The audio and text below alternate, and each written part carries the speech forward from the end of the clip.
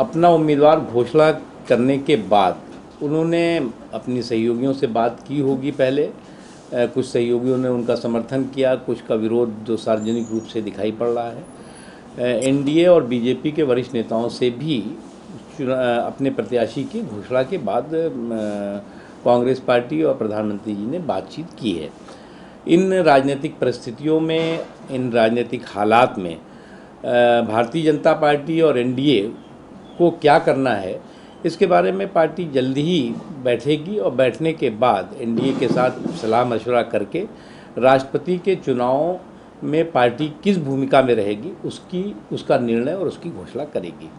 जहाँ तक सवाल है यूपीए की जो सहयोगी हैं ममता बनर्जी, उनके द्वारा अलग से एक उम्मीदवार घोषणा किए जाने के बारे में, तो अभी इस बारे में हमें कुछ नहीं कहना है, क्योंकि लोकतंत्र है। लोकतंत्र में लोग अपनी अपनी बात और अपने अपने उम्मीदवार खड़े करते रहे हैं।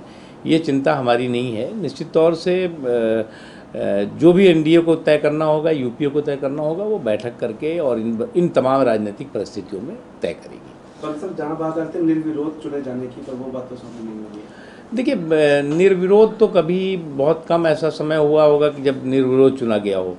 तो ये तो लोकतंत्र में बेहतर तरीके से और शालीन तरीके से इस सबसे बड़े संवैधानिक पद का चुनाव हो, ये सभी लोगों की इच्छा भी थी। और जहाँ तक आम सहमति और सर्वसम्मति से राष्ट्रपति के चुनाव के करने की बात थी, वो जिम्मेदारी कंधों पर थी सत्ता पक्ष के। ये हमेशा परंपरा रही है। सत्ता पक्ष ने उम्मीदवार की घोषणा के बाद ज़रूर विपक्ष से, यानी कि अपने सहयोगियों से अलग पार्टियों से बातचीत ज़रूर की है।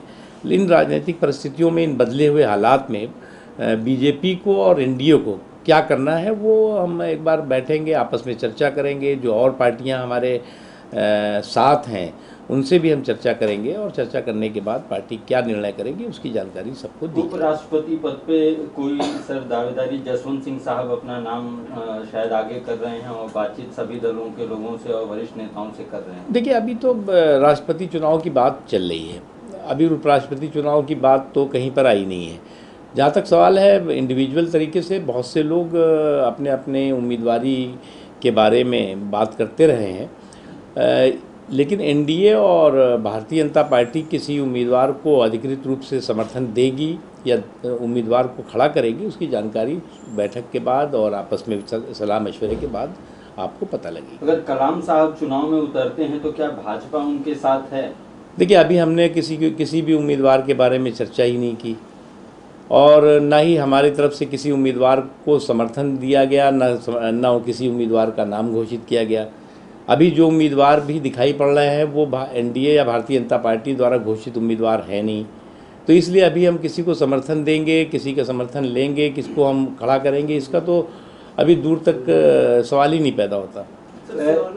हाँ, आप बोलिए। सर, उनकी मर्जी है, इसमें तो किसी को कोई रोक थोड़ी सकते हैं। इससे पहले भी बहुत से लोग चुनाव लड़े हैं और चुनाव लड़ने में मुझे नहीं लगता कि किसी को कोई बुराई देखनी चाहिए। लेकिन शालीन ढंग से, बहुत अच्छी तरीके से इस सबसे बड़े संवैधानिक पद का चुनाव हो, ये सबकी इच्छा है। सर, सदानंद तिवारी साहब ने कहा है कि कलाम साहब के चुनाव लड़ने का कोई मतलब नहीं रह जाता। नहीं, मैं देखिए किसी की व्यक्तिगत टिप्पणी पर कोई टिप्पणी करना, हमने कहा किसी की व्यक्तिगत टिप्पणी पर कोई टिप्पणी करना उचित नहीं समझता। उनके पार्टी का कोई अधिकृत ऐसा बयान तो नहीं आया है। ममता बनर्जी हैं, एनडीए में आ सकती हैं आगामी दिनों में? यूपीए से जिस हिसाब से उनकी दूरी बन रही है, उन्होंने देखिए, अभी कौन कहाँ जाएगा, कौन कहाँ आएगा, ये तो अभी थोड़ा दूर की बातें हैं। लेकिन इतना ज़रूर है कि यूपीए में दरार साफ दिखाई पड़ रही है और जिस तरह से चौतरफा नाकामियों के साथ यूपीए घिरी हुई है, चाहे वो भ्रष्टाचार का मुद्दा हो, घोटालों का मुद्दा हो, महंगाई का मुद्दा हो, हर मुद्दे पर पूरी तरह से फेल रही है। अब अगर उनको लगता है कि फ्लोर मैनेजमेंट और वोट मैनेजमेंट करके वो कोई विजय हासिल कर रहे हैं, तो मैं नहीं मानता कि ये विजय है। उन्हें अभी भी महंगाई को रोकने के लिए प्रॉपर मैनेजमेंट करना चाहिए। अर्थव्यवस्था जो पूरी तरह से चरमरा गई है उसको ठीक करने के लिए बेहतर तरीके से काम करने की ज़रूरत है।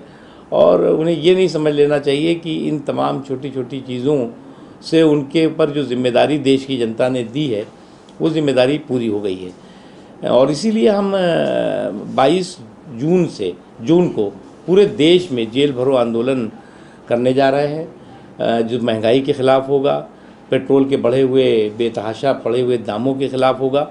और इस सरकार को प्रभावी ढंग से और आक्रामक ढंग से हम आगाह करेंगे कि आम लोग जिस तरह से परेशान हैं, जिस तरह से आम लोग त्राही त्राही कर रहे हैं, जिस तरह से हर चौतरफा आम बेरोज़गारी बढ़ रही है, महंगाई बढ़ रही है, घोटाले और भ्रष्टाचार के कारण वो लोगों को स्वीकार नहीं है।